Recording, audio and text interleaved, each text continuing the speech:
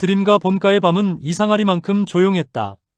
손님이 떠나고 직원들이 인사를 남기며 나가고 복도마다 켜져 있던 조명도 하나씩 꺼져갔다.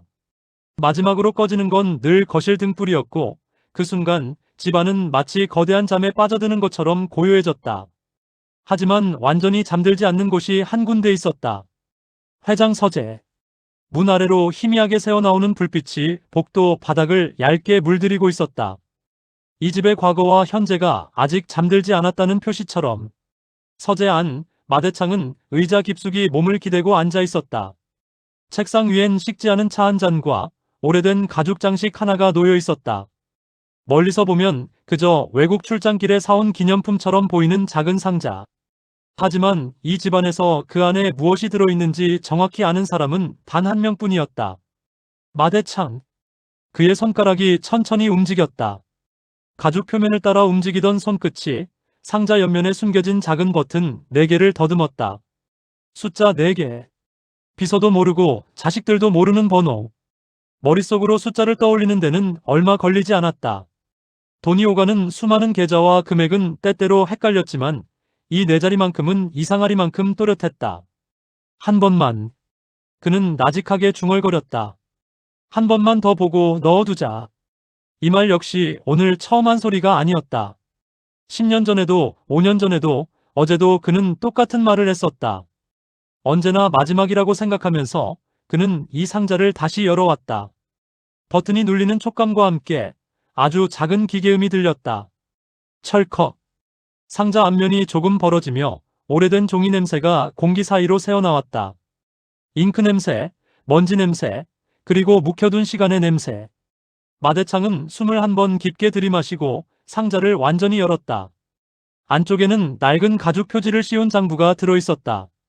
모서리는 닳아있었고 가운데 부분에는 손에 쥐어온 세월만큼 윤기가 나 있었다.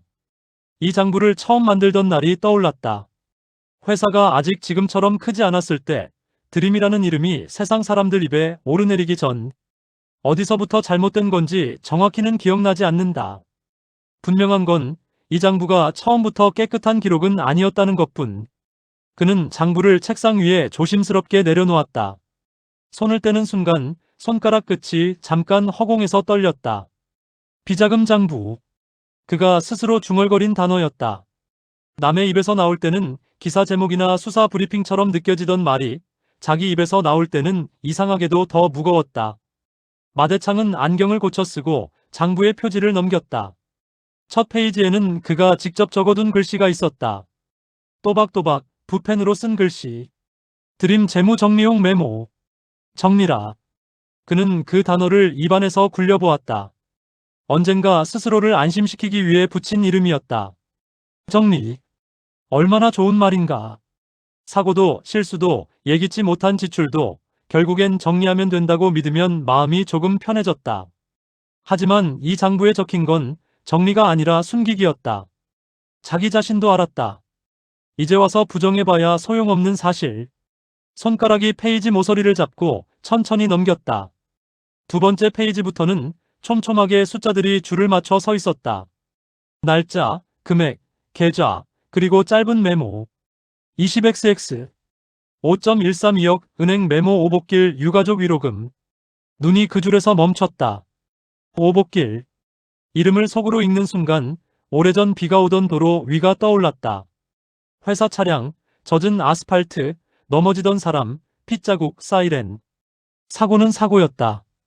일부러 낸 것도 아니고 그날만 특별히 무모하게 운전한 것도 아니었다.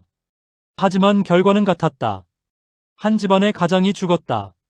사고 직후 법무팀과 보험사 직원, 재무팀이 한 방에 모였던 기억이 난다. 계산기가 돌아갔고 보험 약관이 펼쳐졌고 누군가는 위로금을 좀 더 얹자고 말했다. 위로금. 그래서 이 메모가 적혔다. 유가족 위로금. 돈으로 해결할 수 있다면 그렇게 해주는 게 좋겠지. 그때 그는 그렇게 믿으려 했다. 하지만 그날 이후 오복길이라는 이름은 회사 안에서 사라졌다. 사고 책임도 회사의 과실도 법적 판단도 모두 합의라는 단어 뒤에 묻혔다. 위로금이 아니라 입막음이었지. 마대창은 거의 들리지 않는 목소리로 말했다. 당시 누군가 그 표현을 썼었다. 입막음. 그 단어는 회의실에서 허용되지 않는 단어라 아무도 입 밖으로는 제대로 꺼내지 않았지만 모두가 같은 뜻으로 이해하고 있었다. 그는 시선을 다음 줄로 옮겼다. 20XX 7.02 5천만 건설 메모 현장 적립이 태안. 메모를 읽는 순간 푸른 바다와 길게 뻗은 모래사장이 떠올랐다. 바다를 등지고 서 있던 사람들의 얼굴. 모래밭 어딘가에서 누군가 사라졌다는 소식. 현장 정립이. 실제로 정리한 건 무엇이었을까? 사고가 난 현장을? 증거가 될 수 있는 흔적을? 아니면 살아남은 사람들의 양심을? 마대창은 입술을 굳게 다물었다. 이것도 정리라고 적었지. 했던 말을 되풀이하는 것 같았다. 페이지를 한 장 더 넘기니 다른 이름이 눈에 들어왔다. 20XX 11.23 8천만 회계법인 메모 강 교수 프로젝트 자문료. 강 교수. 성까지 적지 않았지만 그 줄을 보는 순간 마대창은 누군지 알았다. 강남봉. 한영자의 남편. 대학 강단에 서 있는 얼굴. 그리고 비밀스러운 전화통화 속 목소리. 자문료. 실제 자문이 오고 갔던 날이 몇 번이나 있었던가. 그보다 더 많았던 건 강남봉의 생활비와 도박빚, 그리고 문제를 덮기 위한 비용이었다. 여학생과의 부적절한 관계가 문제되었을 때, 하던 연구실에서 자금을 빼돌렸다는 소문이 돌았을 때, 한영자를 궁지에 몰아 살인 누명을 씌울 때까지. 그때마다 회사를 통해 돈이 나갔다. 표면적인 명목은 늘 같았다. 프로젝트 자문료, 연구비 지원, 특별 강연료. 하지만 여기 장부에 적힌 금액들은 그런 예쁜 이름을 달고 있지 않았다. 그가 직접 다시 붙인 진짜 이름. 강 교수 프로젝트 자문료 옆에는 작은 별표가 하나 찍혀 있었다. 별표 아래 아주 작은 글씨로 메모가 적혀 있었다. 남봉 도박 빚 처리. 한영자건 관련. 마대창은 그 작은 글씨를 읽다가 고개를 떨궜다. 이걸 안 적어두면 나중에 기억 못할까봐 적어놨지. 나중에 문제가 터졌을 때 누가 언제 무엇을 했는지 기억해두기 위해. 리스크 관리를 위해. 똑같은 변명을 수십 년 동안 스스로에게 되풀이해왔다. 페이지 아래쪽에는 빨간 도장이 찍혀 있었다. 승인 마대창. 세 글자. 마대창. 붉은 잉크가 아직도 선명했다. 손가락으로 도장 부분을 톡톡 두드리자 종이가 손끝 아래에서 살짝 울렁였다. 내 도장 맞지? 그는 스스로에게 말했다. 이 장부에 적힌 모든 숫자와 메모, 그리고 도장은 결국 자기 손에서 나간 것이다. 다음 페이지로 넘어가자 메모칸에는 더 이상 구체적인 단어들이 적혀 있지 않았다. 특별관리비, 대외 협력비, 사업 리스크 정리비, 기타 유동성 지원, 신문 기사나 국회 청문회에서나 볼 법한 표현들. 어느 회사의 비자금이든 결국 붙이는 이름은 비슷했다. 다 똑같아. 마대창은 속으로 중얼거렸다. 남의 회사 이야기를 들을 때는 쉽게 욕했었다. 저렇게까지 했어야 했나. 저 사람도 결국 그 길을 택했네. 입 밖으로 내뱉었던 말들이 이제는 모두 자신에게 돌아오는 것 같았다. 페이지를 넘기던 손이 어느 순간 멈췄다. 20XX 9.10 3천만 보육원 메모 지원비 은혜. 눈에 은혜라는 글자가 들어오는 순간 그는 숨을 잠깐 멈췄다. 지원비, 보육원. 겉으로만 보면 아무 문제 없어 보이는 줄이었다. 고아원을 돕는 회사, 아이들을 후원하는 기업. 실제로 드림은 언론에서 그런 칭찬을 몇 번이나 받았다. 지역 사회에 기여하는 모범적인 기업. 하지만 이 3천만 원은 그런 종류의 지원이 아니었다. 은혜, 마은혜, 그의 딸, 그리고 잃어버린 아이. 그날 아이가 사라졌다는 소식을 들었을 때 이성실은 무너졌다. 집안이, 회사가, 모든 게 뒤틀렸다. 그리고 얼마 뒤 어떤 제안이 들어왔다. 돈을 받고 아이를 넘긴 사람, 아이의 기록을 지워준 사람, 그 대가로 돈을 받으려는 사람. 마대창은 그때 모든 걸 되돌릴 수 있을 거라고 믿었다. 돈을 내면 아이를 찾을 수 있을 거라 생각했다. 그래서 지원비라는 이름으로 돈이 나갔다. 하지만 돌아온 건 아이가 아니었다. 더 많은 침묵과 더 깊어진 의심뿐이었다. 장부에는 단지 지원비 은혜라고만 적혀 있었다. 이 줄 하나에 그의 죄책감이 고스란히 묻어 있었다. 지원이 아니라 포기였지. 그는 메모를 바라보며 속으로 말했다. 그날 이후 이성실은 웃는 법을 잃어갔고 동석은 집안 어른들을 바라보는 눈빛을 바꾸기 시작했고 자신은 회사에 더 깊이 매달렸다. 그리고 숨겨야 할 일이 늘어날수록 장부의 페이지도 함께 늘어났다. 이걸 계속 숨기면 마대창은 장부를 내려다보며 입을 열었다. 결국 애들이 대신 죗값 치르게 되겠지. 오복길의 딸 장미. 잃어버린 은혜를 가슴에 묻고 동석을 키웠던 성실. 성실의 품에서 자란 백호. 정숙희, 강준호, 마설인. 이름들이 머릿속에서 줄줄 흘러나왔다. 그는 알고 있었다. 자신이 덮어온 일들이 언젠가 드러나면 가장 먼저 타격을 받는 건 당사자가 아니라 다음 세대라는 것을. 장미가 이걸 보면 그는 장미 얼굴을 떠올렸다. 아버지를 잃고 엄마의 인생이 망가지는 걸 지켜보며 자란 아이. 그 아이가 이 장부를 펼쳐보면 무엇을 보게 될까? 오복길 유가족 위로금. 그 아래 승인 마대창. 할아버지는 언제부터 죄인이었냐고 물을까? 아니면 알고도 손녀 옆에 앉았냐고 물을까? 그는 알 수 없었다. 다만 그 질문을 견딜 자신이 점점 줄어들고 있다는 것만은 분명했다. 마대창은 장부를 덮었다. 탁. 두꺼운 종이가 서로 부딪히는 소리가 서재의 조용한 공기를 갈랐다. 이제 버릴까? 그는 혼잣말처럼 중얼거렸다. 장부를 버린다는 건 단지 종이 몇 장을 없애는 일이 아니었다. 지금까지 자신이 해온 선택들을 인정하는 일, 그리고 그 선택들 때문에 누가 다쳤는지 처음부터 끝까지 다시 마주보는 일이었다. 손이 장부 위에 올라갔다. 손등에는 세월의 흔적이 깊게 남아있었다. 주름, 반점, 굳은 살. 이 손으로 회사를 키웠고 수많은 계약서에 사인을 했다. 그리고 수많은 죄에도 도장을 찍었다. 성실아. 입에서 이름이 새어나왔다. 마성실. 평생 함께 울어주던 사람. 은혜를 잃은 날부터 눈물샘이 마를 만큼 울었던 사람. 은혜야. 또 하나의 이름. 마은혜. 찾지 못한 딸. 그 이름을 부를 때마다 가슴 한가운데가 비어지는 느낌. 그 빈자리를 채우려고 그는 드림이라는 성을 쌓아 올렸다.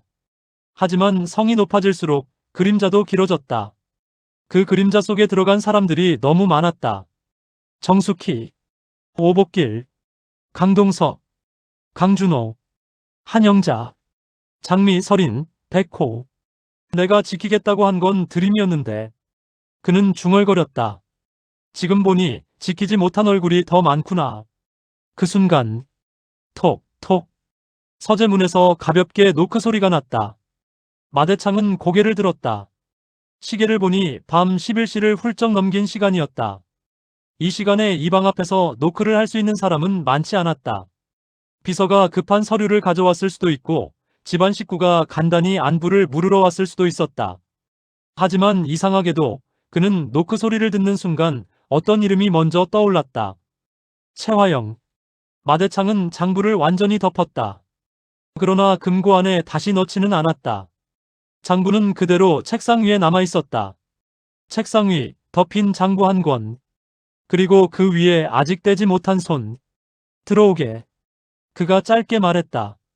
문 손잡이가 돌아가는 소리가 조용히 들렸다. 문이 천천히 열리며 복도의 불빛이 서재 안으로 얇게 스며들었다. 까만 실루엣이 문틈을 채우며 들어섰다. 굽 높은 구두가 바닥을 톡톡 울렸다. 회장님, 아직 주무시지도 않았네요. 조용하지만 낯설지 않은 목소리. 마대창의 시선이 그 얼굴로 향했다. 눈가가 아주 미세하게 떨렸다. 최화영이었다. 그리고 책상 위에는 아직 덮여있을 뿐 사라지지 않은 장부 한 권이 있었다. 그날 밤 드림가의 30년이 다시 펼쳐질 준비를 하고 있었다. 서재 문이 부드럽게 열렸다. 복도에서 흘러들어온 빛이 방 안의 조명을 잠시 희석시켰다가 금세 사라졌다. 검은 실루엣이 문을 채웠다. 굽 높은 구두가 카펫 위를 천천히 밟는 소리가 조용히 울렸다. 회장님, 아직 주무시지도 않았네요. 익숙한 목소리였다. 조용하지만 끝이 늘 살짝 올라가는 목소리. 마대창은 자리에서 일어나지 않았다. 그저 의자 깊숙이 앉은 채로 문 쪽을 바라보았다. 이 시간에 앉아는 사람은 나 말고도 있겠지. 그의 대답은 짧았다. 문을 열고 들어온 사람은 검은 원피스에 길게 늘어진 귀걸이를 한 여자였다. 조명을 등지고 서 있어서 얼굴 윤곽만 어둡게 드러났다가 한 걸음 안으로 들이밀자 서재 안 조명이 그녀의 얼굴을 비췄다. 채화영. 마대창은 눈을 좁혔다. 툭 튀어나오는 감정이 있었다. 분노, 실망, 후회. 하지만 그는 그 감정들을 입 밖으로 내보내지 않았다.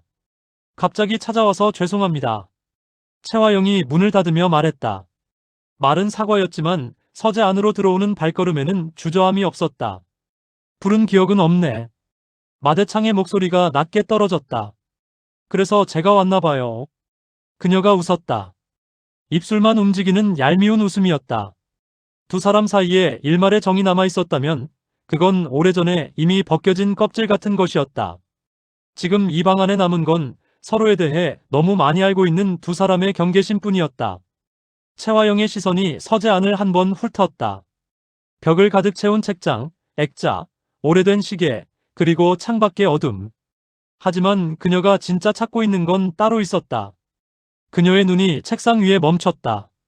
거기 낡은 가죽 장부 하나가 놓여 있었다. 표지는 덮여 있었지만 모서리의 다른 부분과 종이 두께만으로도 그게 어떤 물건인지 알 수 있었다. 오랜만에 그걸 꺼내보셨네요. 채화영이 천천히 말했다. 마대창은 장부 위에 올려둔 손을 떼지 않았다. 네가 뭔지 알면 함부로 말은 안 하겠지. 그의 말은 날카로웠지만 목소리는 여전히 담담했다. 함부로 말할 수 있죠. 채화영이 웃으며 다가왔다. 저도 안 적힌 줄 몇 개 알고 있으니까. 말끝을 일부러 애매하게 흐렸다. 장부에 적힌 것보다 더 많은 걸 알고 있다는 뉘앙스. 그녀는 의자에 앉지 않고 책상 앞까지 걸어와 섰다. 책상 반대편에서 마대창과 마주보는 위치. 이 밤에 왜 왔나? 마대창이 먼저 물었다. 확인하러 왔습니다. 무얼? 회장님이 아직도 이걸 지킬 생각이 있는지. 짧은 대답이었지만 방 안 공기가 살짝 변했다. 지킨다는 말. 그 말 속에는 두 가지 의미가 섞여 있었다. 장부를 지킨다는 건 이 장부에 적힌 죄를 계속 숨기겠다는 뜻이기도 했고, 장부를 가진 채로 상대를 협박할 수 있다는 뜻이기도 했다. 내 장부가 아니야. 마대창이 낮게 말했다. 그렇죠. 제 이름은 여기 없죠. 채화영이 장부 위를 내려다봤다. 그래서 더 좋더라고요. 저는 언제든 손 떼고 빠질 수 있으니까. 그녀는 장부 모서리에 손가락을 올렸다. 마대창의 손등이 잠깐 긴장으로 굳어졌다가 이내 힘이 빠졌다. 허락도 안 했는데 마음대로 펼치는 건 여전하구만. 회장님이 허락 안 해도 이미 볼 만큼 봤는데요. 채화영은 그렇게 말하며 장부 표지를 가볍게 들었다. 종이가 뒤척이는 소리가 서재 안에 퍼졌다. 몇 분 전 마대창 혼자 있을 때보다 훨씬 날카롭고 선명하게 들렸다. 첫 페이지. 그녀의 눈이 단번에 글씨를 찾아냈다. 드림 재무 정리용 메모. 정리. 채화영이 그 단어를 따라 읽었다. 저도 이거 처음 봤을 때 웃음 나왔어요. 정리라뇨. 참 회장님다운 표현이에요. 그녀는 고개를 살짝 기울였다. 이 정도면 그냥 범죄일지라고 쓰셔도 되는데. 마대창의 눈빛이 잠깐 흔들렸다. 그러나 그는 아무 말도 하지 않았다. 채화영은 페이지를 넘겼다. 숫자 줄과 메모칸이 빼곡히 적혀있는 페이지들. 그녀는 이미 알고 있는 줄을 곧바로 찾아냈다. 손가락이 한 줄을 짚었다. 20XX 5.132억 은행 메모 오복길 유가족 위로금. 오복길 씨. 채화영의 목소리가 낮게 내려앉았다. 회장님 기억나시죠? 도로 한복판에서 차에 치여 죽은 사람. 말하는 내용은 잔인했지만 억양은 마치 옛 일을 떠올리는 것처럼 가벼웠다. 유가족 위로금 2억. 숫자는 참 깔끔해요. 그녀는 손가락으로 위로금이라는 글자를 천천히 쓸어내렸다. 근데 이상하지 않아요? 위로금이 위로가 되려면 진실이 먼저였어야 하는데. 마대창의 손이 팔걸이를 꽉 움켜쥐었다. 이 줄 하나로 오복길 씨 죽음은 합의로 끝났고 오장미 아버지 사고는 이미 끝난 일이 되었죠.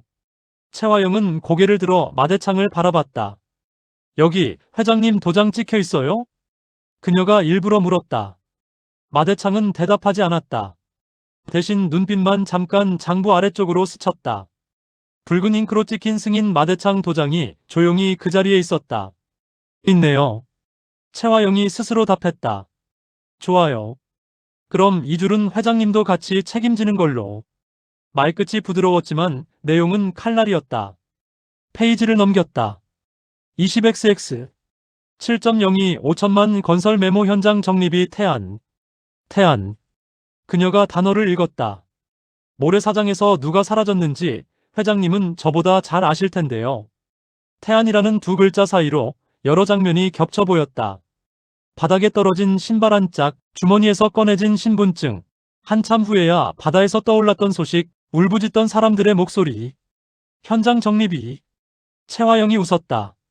정리라는 단어 정말 좋아하시네요. 그녀는 페이지를 손가락으로 톡톡 두드렸다. 이건 뭘 정리한 돈일까요? 모래 위에 남은 발자국?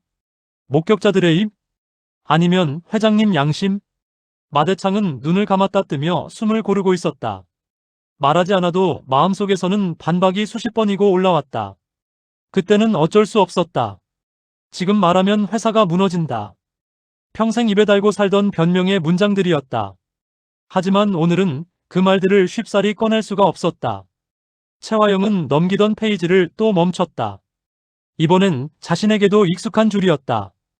20XX 11.238천만 회계법인 메모 강 교수 프로젝트 자문료. 강 교수. 그녀는 입가에 미소를 떠올렸다. 이름을 끝까지 안 적어두셨네요. 그래도 다 알죠. 강남봉. 마대창의 얼굴이 굳어졌다. 도박 빚 막아드리고 연구비 빼온 거 정리해드리고 여학생 건도 깔끔하게 덮어드리고. 최화영은 손가락으로 자물료라는 단어를 콕 찔렀다. 모든 더러운 일에 붙은 이름이 자물료라니 참 웃기지 않아요? 그녀는 페이지 아래쪽에 적힌 작은 메모를 읽었다. 남봉 도박 빚 처리. 한영자 건 관련. 한영자 씨 남편 얘기도 여기 있네요. 그녀는 고개를 돌려 마대창을 바라봤다. 회장님, 이 줄도 회장님 도장 찍혀 있죠? 그는 고개를 끄덕이지도 저어 보이지도 않았다. 하지만 침묵은 어떤 때는 인정보다 더 큰 답이 되었다. 제가 이 장부 처음 봤을 때 솔직히 좀 감동했어요. 최화영이 천천히 말을 꺼냈다. 보통 이런 거 윗사람들은 자기 이름 안 남기려고 하거든요. 다 밑에 사람한테 뒤집어 씌우고. 근데 회장님은 달라요.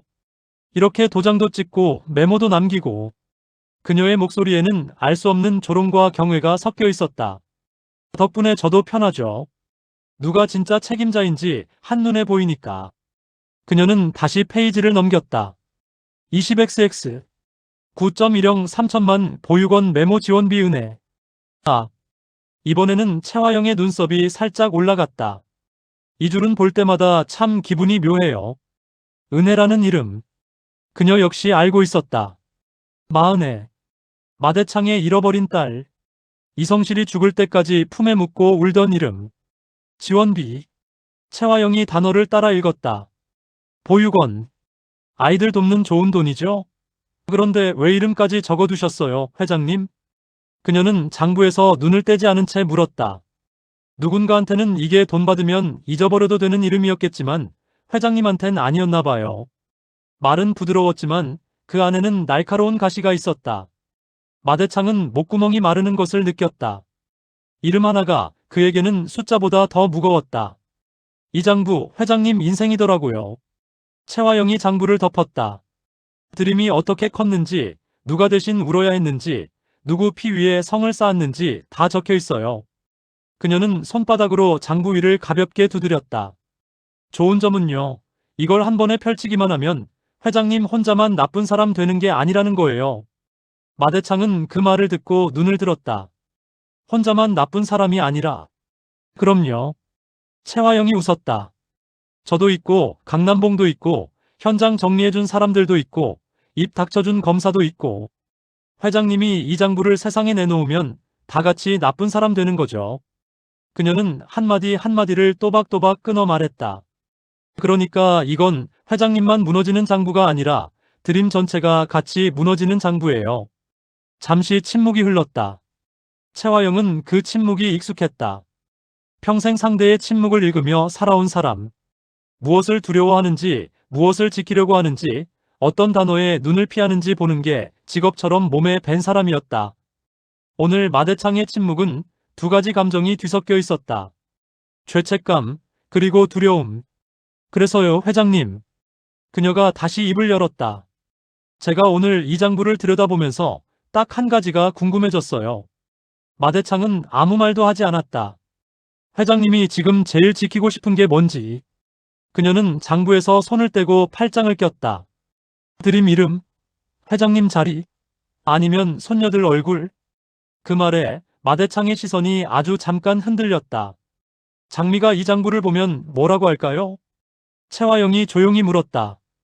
오복길 씨 사고 옆에 위로금 적혀 있고 아래에 할아버지 도장 찍혀 있는 거 보면. 장미. 그 이름이 들어오는 순간 마대창의 가슴이 묵직하게 내려앉았다. 백호는요? 이번에는 다른 이름을 꺼냈다. 성실 씨 품에서 자란 아들. 회장님이 아들처럼 대해준 아이. 나중에 알게 되면 뭐라고 할까요? 모든 게 숫자 몇 줄 밑에 깔려 있었다는 거. 자기 엄마 인생이 이 장부 속 얼마짜리로 계산돼 있었다는 거. 백호. 또 하나의 이름이 그의 가슴을 찔렀다. 그리고 우리 준호. 채화영이 입가에 미소를 떠올렸다. 회장님이 더러운 피라고 내쫓으네. 이 장부 한 번 터지면 더러운 피라고 손가락질했던 회장님이 실제로 무슨 피 묻힌 사람인지 제일 먼저 기사로 나갈걸요. 그녀는 일부러 기사라는 말을 꺼냈다. 세상에 알려지는 순간을 상상하게 만들기 위해. 마대창은 숨을 길게 들이마셨다. 그녀가 나열한 이름들 뒤에는 언제나 자기 이름이 붙어 있었다. 오복길 마대창, 성실 마대창, 강남봉 마대창, 은혜 마대창, 그리고 장미, 백호, 준호. 이 장부를 너는 어떻게 쓰고 싶나? 마대창이 처음으로 질문을 던졌다. 채화영은 잠깐 놀란 것처럼 눈을 깜빡였다가 입꼬리를 올렸다. 정말 궁금하세요? 내가 오늘 이 시간에 이 방에 이걸 들고 들어왔으면 이유가 있을 거 아닌가? 그의 말투는 담담했지만 방 안 공기는 점점 더 서늘해지고 있었다. 채화영은 장부 위에 다시 손을 올렸다. 솔직히 말씀드리면요, 회장님. 그녀는 대답 대신 고백처럼 말을 꺼냈다. 저는 이 장부 덕분에 아직까지 숨 쉬면서 살고 있다고 생각해요. 마대창의 눈썹이 미세하게 움직였다. 왜냐면 이게 없었으면 저는 벌써 잘려나갔겠죠. 오복길, 정숙희, 설인, 강남봉 다 제 책임이라면서. 그녀는 자신의 이름을 일부러 줄줄이 나열하지 않았다. 대신 피해자들의 이름만 꺼냈다. 근데 이게 있으면 회장님은 쉽게 저를 못 버리시잖아요. 그녀는 장부를 가볍게 두드렸다. 저를 잘라버리는 순간 이 안에 있는 것들이 전부 밖으로 나가 버릴 수도 있으니까. 이건 단순한 추측이 아니었다. 실제로 지난 세월 동안 채화영은 이 장부의 존재를 지렛대처럼 써왔다. 완전히 공개하지는 않았지만 언제든 꺼낼 수 있다는 사실 하나만으로. 그래서요, 회장님. 그녀가 숨을 고르고 말을 이었다. 이제 좀 솔직해지려고요. 마지막으로라. 회장님도 아시잖아요. 저 이제 등 돌릴 사람도 별로 없고 지켜야 할 것도 많이 남지 않았다는 거. 그녀는 자신의 현실을 아주 또렷하게 알고 있었다. 대표직 박탈, 이강혁 이탈, 드림 내부 여론 악화.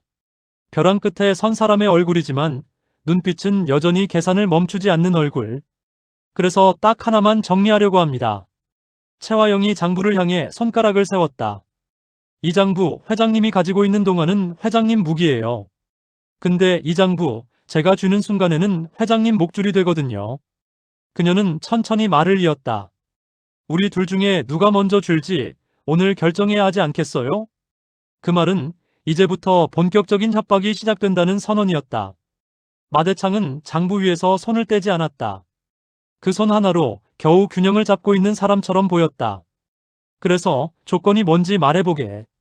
그는 피하지 않고 물었다. 채화영의 입술이 천천히 열렸다. 조건이요? 그녀는 잠깐 생각하는 척하다가 마치 오래전부터 준비해온 답을 꺼내듯 말했다. 간단해요. 드림, 저한테 돌려주시면 됩니다. 방 안 공기가 한 번 더 얼어붙었다. 대표 자리, 제 지분, 준호 자리, 회장님이 제게서 뺏어간 것들, 원래 있던 자리 그대로. 그녀의 목소리는 부드럽지만 단단했다. 그리고 오복길 사고 재수사, 강남봉 징계, 한영자 씨 억울함? 그런 건 이 장부 안에서만 알고 계시면 돼요. 밖으로 꺼내실 필요 없죠. 최화영은 미소를 지었다. 그 대신 저는 이 장부를 조용히 닫고 금고 안에 넣을 겁니다. 아무도 모르는 곳에. 그 말은 협박이자 거래였다. 드림을 지키기 위해 죄를 숨겨온 회장에게 다시 한번 같은 선택을 강요하는 거래. 마대창은 장부를 내려다보다가 천천히 입을 열었다. 네가 생각하는 드림은 도대체 뭔가? 짧은 질문이었지만 그 안에는 수십 년의 피로가 묻어 있었다. 최화영은 잠시 눈을 감았다 뜬 뒤 대답했다. 저한테 드림은요, 회장님. 그녀는 미소를 거두고 아주 냉정한 얼굴로 말했다. 제가 살아남기 위해 손에 쥔 마지막 성입니다. 그 말과 함께 서재 안의 밤은 조금 더 깊어졌다. 책상 위에 놓인 장부 한 권이 이제는 단순한 과거의 목록이 아니라 두 사람 사이에 놓인 칼날처럼 빛나고 있었다.